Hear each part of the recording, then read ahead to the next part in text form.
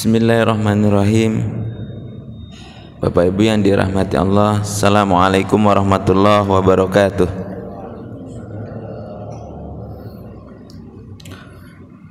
Innal hamdalillah nahmaduhu wa nasta'inuhu wa nastaghfiruh wa na'udzu billahi min shururi anfusina wa min sayyiati a'malina may yahdihillahu fala mudhillalah wa may yudlilhu fala hadiyalah.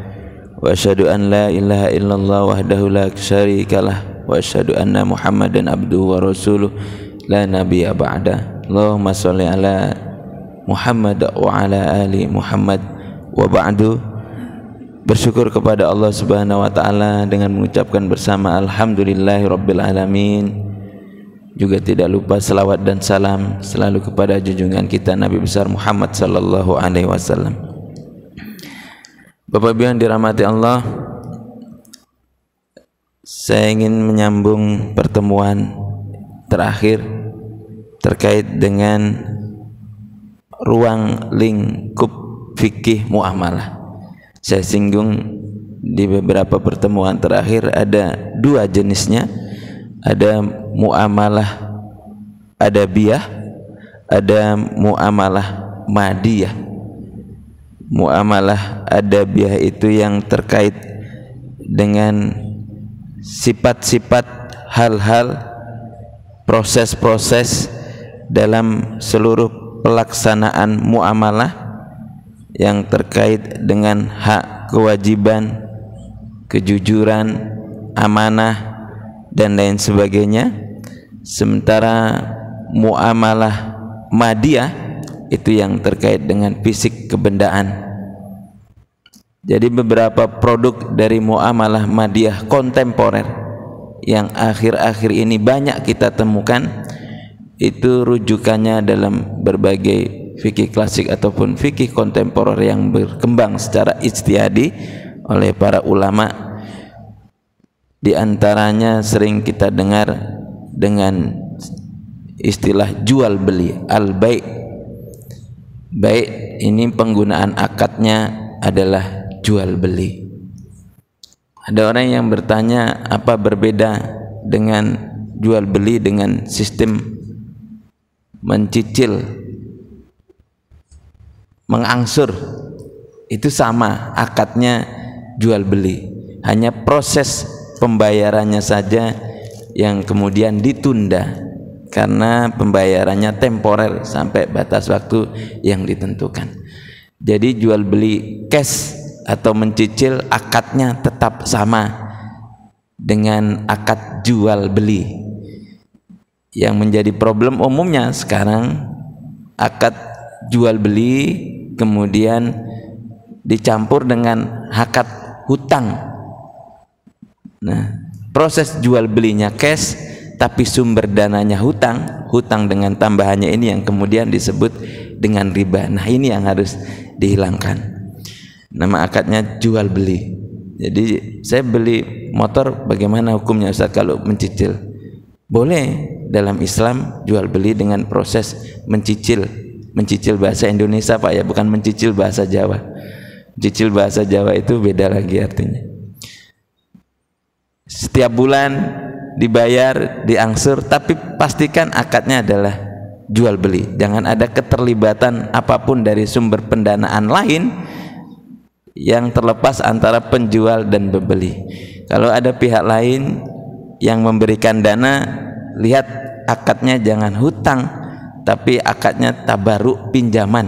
Namanya qard, hutang piutang.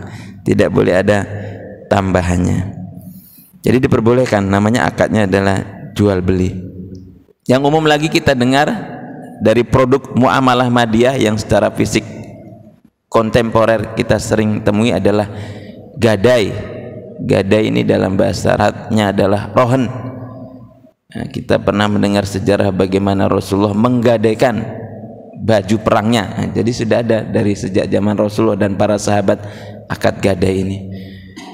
Jadi kita perhatikan dari akad gadai nanti seperti apa pelaksanaan teknisnya yang kemudian kita bisa tetapkan dan kita laksanakan Karena pada dasarnya prinsip muamalah itu bukan sesuatu yang baru dalam ajaran Islam. Semuanya sudah pernah dilaksanakan, hanya pengembangannya saja, pelaksanaannya saja dengan wajah yang berbeda. Jadi muamalah ini bahkan sejak sebelum Rasulullah hadir bersama agama yang kita anut ini, itu sudah banyak dilakukan oleh para umat dan para rasul dan nabi-nabi terdahulu. Lalu apa fungsinya muamalah yang sejalan dengan agama kita? Hanya menghilangkan, ini yang perlu ditekankan, hanya menghilangkan hal-hal yang tidak sesuai dengan syariat, kemudian dihadirkan dengan sistem syariat yang sesuai diridhai Allah Subhanahu wa taala dan Rasulullah sallallahu alaihi wasallam. Ada juga akad dalam muamalah madiyah yang secara fisik namanya kafalah atau jaminan. Jaminan ini produknya salah satunya adalah at-ta'min, asuransi. Nah, asuransi ini penggunaannya dengan akad kafalah atau jaminan. Nah, asuransi ini juga hadir bukan dengan hadirnya Islam. Jauh sebelum Islam, jaminan-jaminan, model-model perniagaan atau perdagangan zaman dulu, bagaimana para tajir, para pedagang ketika melakukan perjalanan dari satu kota ke kota lain, itu juga menggunakan akad jaminan. Apa yang dijamin? Keamanan. Itu sebelum Islam hadir. Yang di laut juga sama, karena laut zaman dulu itu tidak seperti lautan di zaman sekarang. Ya, kalau di zaman sekarang lebih dominan amannya. Kalau di zaman dulu banyak perompak sehingga kita kenal dengan bajak laut. Itu memang nyata kehidupan di zaman dulu. Orang hidup dari penghasilan merampok di jalur laut samudra. Itu jaminan-jaminan seperti ini juga menggunakan akad yang ada pedoman dan rujukannya dalam agama kita. Sekarang kita kenal dengan asuransi, takmin. Ada produk yang disebut juga hawalah, pemindahan hutang piutang. Jadi Bapak Ibu kalau punya hutang juga bisa dipindahkan hutangnya. Wah, ini kabar gembira ini. Dipindahkan ke siapa ini Ustaz? Hutang saya, bukan begitu ya. Jadi hutang kita, kemudian ada orang juga yang kita beri hutang. Antara tiga pelaku ini, yang kita pinjami dan yang kita beri pinjaman, itu bisa kita pertemukan. Nah, jadi ketika ada orang menagih ke kita untuk membayar hutang sementara kita belum punya dananya, sementara kita pernah memberikan hutang atau pinjaman ke orang lain, ini kita pertemukan dan ketiga-tiganya ridho, saya pemberi hutang dan saya hutangi ridho, tentunya dengan nominal yang sudah tertulis dalam hutang piutang antara ketiganya, itu dipindahkan bisa. Ya, jadi tidak harus saya yang membayar hutang, bisa orang lain yang punya hutang ke saya yang membayarnya, tanpa uang itu harus sampai ke saya terlebih dahulu. Kalau itu sudah sepakat, pengalihan hutang piutang ini bisa dilakukan. Kemudian ada bagaimana muamalah taflis atau bangkrut. Ini bisa juga menjadi solusi perniagaan. Jadi kalau produk-produk lembaga keuangan yang menyalurkan dana pinjaman bangkrut, yang melakukan pinjaman atau yang meminjam tadi sudah bangkrut, orang istilahnya sudah jatuh ketimpa tangga, sudah bangkrut, wajib mengembalikan modalnya, tidak mampu mengembalikan modal, jaminannya disita. Hari ini warungnya tutup, bisa saja setahun 2 tahun rumahnya tergadaikan atau terjual. Nah, ini taplis bangkrut. Dalam istilah kontemporer, kalau perniagaan jika akadnya sesuai dengan syariat, maka proses-proses seperti ini bisa dihindari, karena pada hakikatnya seorang mukmin dengan mukmin lainnya itu ibarat satu bangunan. Kalau yang satu lemah, mestinya yang lain ikut membantu supaya yang lemah tadi menjadi kuat, bukan semakin dilemahkan. Maka dalam perniagaan tidak ada bisnis dengan akad hutang dengan kewajiban mengembalikan plus dengan keuntungan. Ini yang kemudian tidak diperbolehkan, dan mestinya menggunakan akad perserikatan, musyarakah, perkongsian, atau mudorobah, permodalan. Maka ketika dia bangkrut, semua agama menyediakan solusinya. Apa hak dan kewajiban antara pelaku usaha atau pelaku niaga, sehingga yang benar-benar tadi jatuh bisa bangkit kembali, ya. Ada produk lainnya juga yang disebut dengan syirkah, atau yang saya sebut tadi musyarakah, perkongsian. Syirkah atau musyarakah perkongsian ini bisa dilakukan bagi siapa saja yang memiliki dana usaha tapi tidak cukup, karena dananya mungkin 50%, dia membutuhkan 50% lainnya. Dia mencari seorang mukmin atau teman bisnis melakukan syirkah, perkongsian dalam perniagaan atau perdagangan. Nah, kerjasama perkongsian atau syirkah yang kita sebut akadnya ini bisa dilakukan dalam bentuk kegiatan aktivitas ekonomi apapun. Mau beli kebun, ada orang jual kebun 10 hektar, harganya 1 miliar, punya 500 juta. Nah, ini dia punya teman pensiunan, kayaknya tabungannya 500 juga. Disamperin, ada kebun dijual, kita kongsi. Nanti siapa yang ngelola? Saya nggak bisa mengelola kebun, nggak punya saya ilmunya. Nah, saya dari kecil kerjaannya di kebun. Wah, itu, wah ya, dilihat, oh iya terpercaya orangnya. Kongsi Pak, perkongsian. 500 ketemu 500, 1 miliar, dibeli kebunnya, setiap kali panen dibagi hasilnya. Nah, kan asik begitu Pak ya. Itu namanya perkongsian, kerjasama syirkah. Nah, ada juga kerjasama yang dilakukan di sektor pertanian. Ini bisa menanam padi dan lain sebagainya. Itu ada 2 akad namanya, nanti yang kita bahas secara detail satu-satu. Namanya musakoh dan mukhobaroh.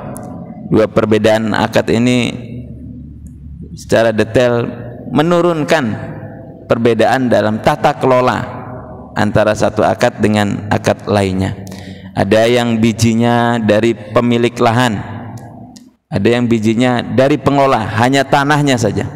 Ada yang modalnya dari pemilik lahan, yang mengelola hanya murni tenaga dan pemikiran serta keilmuannya saja. Ada yang sistemnya pengairannya tada hujan, ada yang pengairannya menggunakan sistem tradisional. Kalau di Jawa, berangkat ke Jawa itu tidak semua sawah itu dialiri irigasi ya. Kalau di Jawa Tengah irigasinya cukup baik kalau lihat di Jawa Tengah, tapi kalau di sekitar Jawa Timur yang jauh dari sumber air itu banyak yang menggunakan diesel. Bapak Ibu yang ke Jawa pakai diesel. Di musim-musim kemarau nyaris rata-rata petak-petak tanah yang menjalankan pertanian itu menggunakan diesel. Ini akadnya terjadi di mana? Belum panen, tidak punya dana, butuh air. Nah, ini kerjasama namanya. Jadi tidak harus uang, yang punya diesel dicolek.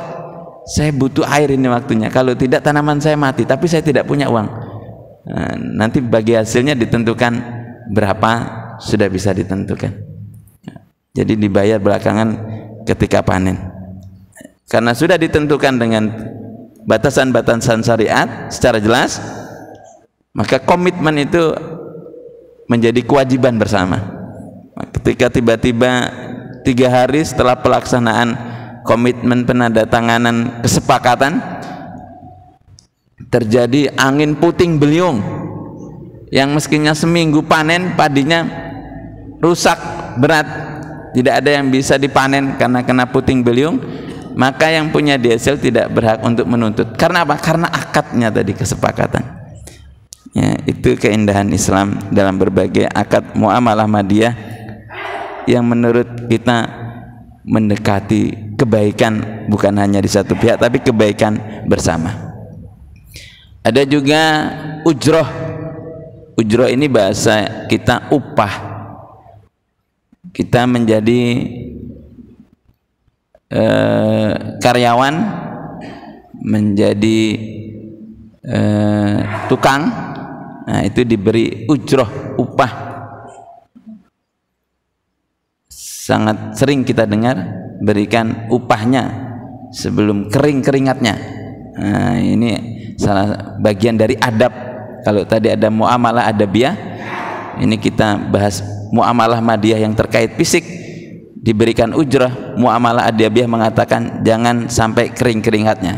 Itu bukan berarti kita menunggu orang yang bekerja tadi untuk melihat dan memastikan memberikan uang pada saat keringatnya sebelum kering, tidak. Artinya secepatnya, sesegera gitu. Bukan kita pelototi yang bekerja itu jangan sampai keringatnya kering. Kita nggak kemana-mana karena nungguin orang yang bekerja tadi, tidak.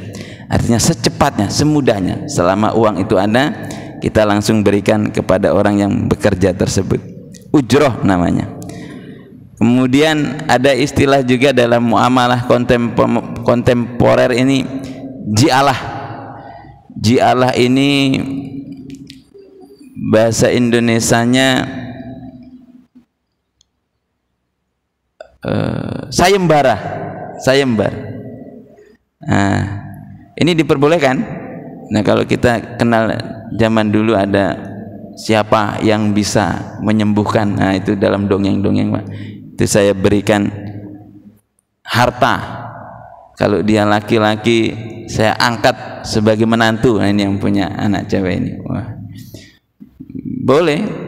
Sayembara apa, Ustaz? Wah, anak saya ini tidak mau pakai jilbab, kira-kira begitu. Anak saya ini nggak mau pakai jilbab, Ustaz. Nah, cari menantu, sayembarakan. Gitu kira-kira bisa tidak, Pak? Bisa, ya. Yang bisa menyadarkan hatinya pakai jilbab, angkat jadi menantu. Wah, dapat menantu baik, anaknya baik juga. Itu sayembarakan, Pak. Nah, Ustaz, nanti viral gimana? Wah, viral dapat monetasi, ya, dapat uang lagi. Sudah dapat menantu baik, anaknya jadi baik, dapat monetasi, dapat viral. Sekarang yang lagi viral-viral itu dapat uang. Itu ji'alah. Sayembara ini diperbolehkan dalam Islam. Maka lihat prosesnya, sayembara yang diperbolehkan itu seperti apa. Kemudian ada pembagian atau bahasa Arabnya kismah, pembagian. Ini detailnya sebenarnya lebih, kalau sifatnya keluarga ke ahli, itu jatuhnya namanya waris, hukum waris. Ke keluarga ahli yang terikat dengan warisan. Yang tidak ke keluarga ahli terikat dengan proses muamalah, maka kismah itu ditentukan sesuai dengan dasar akad yang sudah disepakati. Tidak meski sama dengan modal yang kita setorkan. Modalnya 50-50, pembagiannya seperti apa? Boleh 20-80, boleh 10-90, boleh 30-70. Sesuai apa? Sesuai kesepakatan awal pada saat semuanya berkontribusi dalam satu kegiatan. Jadi semuanya merujuk kepada akad kesepakatan, ya. Jadi tidak harus sama, sesuai dengan besaran modal yang disetorkan. Itu kismah. Kemudian ada akad hibah. Hibah ini pemberian cuma-cuma tanpa keterikatan apapun. Jadi kalau ada beberapa akad terhadap harta, ada infak, ada sedekah yang lebih umum, ada infak, ada hibah yang kita kenal. Kemudian ada wakaf juga. Nah, hibah ini salah satu akad yang diperbolehkan dalam memberikan harta ke siapa orang yang kita kehendaki. baik itu keluarga dan non keluarga, kedua-duanya diperbolehkan dengan akad hibah. Atau bahasa Indonesianya hibah ini, ya kita tahu juga hibah itu sudah sering kita dengar, tapi bahasa Indonesianya ada namanya pemberian. Wahaba, memberikan sesuatu yang bernilai kepada seseorang yang kita anggap, kita hormati, kita sayangi, kita cintai, itu bentuknya dalam hibah akadnya, itu diperbolehkan. Kemudian ada ibro. Ibro itu pembebasan. Apa yang dibebaskan? Utang piutang. Ada orang yang memang nominal uangnya ini tidak terbatas, jadi sangat dermawan, mengumumkan siapa yang punya hutang datang ke rumah, saya bebaskan. Itu asik sekali Pak, datang kita ke sana, ke orangnya, kita sebutkan siapa hutangnya, kemudian dia bayarkan. Ini ibro, pembebasan hutang. Ini biasanya dilakukan umumnya oleh keluarga yang ditinggal oleh keluarganya, meninggal dunia maksudnya. Nah, ibro itu pembebasan utang itu bisa dilakukan oleh keluarganya, tidak meski anaknya. Ya, kalau anak dan keturunannya tidak punya harta, memang ditinggalkan dalam keadaan fakir dan miskin, yang hadir di situ ketika mendengar bisa membebaskan hutang tanpa keterikatan tali keluarga. Ini teman saya dulu, saya tahu sejarah kehidupannya, cukup menderita, saya teman baiknya, dia punya hutang dengan si fulan, maka saya bebaskan hutangnya. Itu akadnya ibro. Jadi kita menghadiri pemakaman itu bukan hanya untuk merenungkan nasib kita bagaimana. Kalau yang sudah meninggal kan jelas nasibnya, sudah masuk kuburan. Salah satu hikmahnya kita hadir ke pemakaman itu kan untuk salah satunya mengevaluasi, ini giliran saya, yang satu sudah dikebumikan, saya tinggal. Nah, itu bukan hanya pada batasan itu saja, juga ketika diumumkan ada akad hutang piutang bagi saudara, nah kita tahu teman kita pasti tidak mampu bayar hutang, kita bisa hadir untuk meringankan, ya, karena hutang itu pasti terbayarnya. Kalau tidak di dunia akan dibayar dengan amalan atau peradilan Allah Subhanahu wa taala. Jadi tidak ada yang tidak selesai dalam kehidupan. Kalau tidak selesai dalam kehidupan dunia, di akhirat Allah akan selesaikan. Itu hutang. Namanya ibro, pembebasan kewajiban hutang piutang. Jadi jangan menunggu mati, masih hidup pun kalau kita mampu bisa membantu teman kita yang kesulitan membayar hutang. Kemudian sekarang ini lagi fenomenal, memang lagi banyak produknya, just tip namanya, jasa penitipan. Ini bisa dengan menggunakan akad salam namanya, pesan barang, nitip barang, ya, ini ada akadnya dan diperbolehkan, ya, asal jelas semuanya peraturan dalam akad tadi dilaksanakan sesuai dengan akad-akad yang ditetapkan. Semuanya penetapannya itu di awal. Kemudian yang saya sebut hutang tadi, itu akadnya namanya qardun. Qardun itu asasnya kebajikan, kebaikan maksudnya, niat baik. Jadi hutang piutang itu jangan sampai terbesit tentang keuntungan, karena itu dilarang dalam agama kita. Dan keuntungan dari hutang piutang karena orientasinya adalah profit, pemasukan, profit itu yang kita sebut dengan riba. Kelebihan dari nilai pokok hutang piutang yang dikembalikan dengan kewajiban awal yang sudah ditentukan, ini yang disebut dengan riba.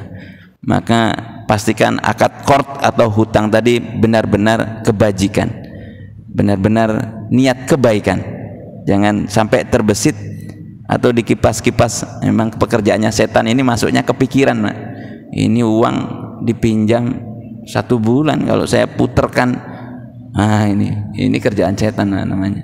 Memang kerjanya ngipas-ngipas pikiran, dia nggak terlihat wujudnya. Yang memang diserang itu antara hati dan pikiran kita. Ya, setan itu menyerang pikiran dan hati kita. dikipas-kipas ini. Ya 1 bulan diputarkan keuntungannya. Nah, kalau sudah keuntungan itu pekerjaan setan. Ini kalau akadnya tadi hutang, jangan sampai masuk dalam kipasan setan tadi ya. Kemudian ada pinjaman uang namanya qard, ada pinjaman barang namanya aryah. Nah, jadi pinjam uang itu berbeda dengan pinjam barang. Saya pinjam mobilnya om saya ini, Om Topo, itu beda dengan pinjam uang. Kalau pinjam uang saya kembalikan wajib sesuai dengan pokoknya. Kalau pinjam mobil, kenapa? Karena barang itu ada nilai depresiasinya. Saya bawa 2 hari perjalanan, 2 hari 2 malam, itu berkurang. Apanya yang berkurang? Masa kilometernya, rodanya, kan ada maintenance-nya. Ya dikembalikan minimal diisi penuh gitu. Itu hanya persoalan adabiah saja ya. Adabiah, adab dalam meminjam gitu. Sudah meminjam 2 hari 2 malam, saya kembalikan minus pertamaxnya, minus pertamax. Wah, ini muamalah adabiahnya tidak sesuai dengan pinjam meminjam barang tadi. Apalagi ada orang pinjam buku pulang, sampulnya hilang. Wah, ini kan persoalan juga. Namanya akadnya adalah aryah. Jadi kalau pinjam uang tadi qard, kalau pinjam barang tadi aryah. Harus pakai adab, ada ditentukan dalam agama. Kemudian ada akadnya juga namanya wadiah. Wadiah ini titipan.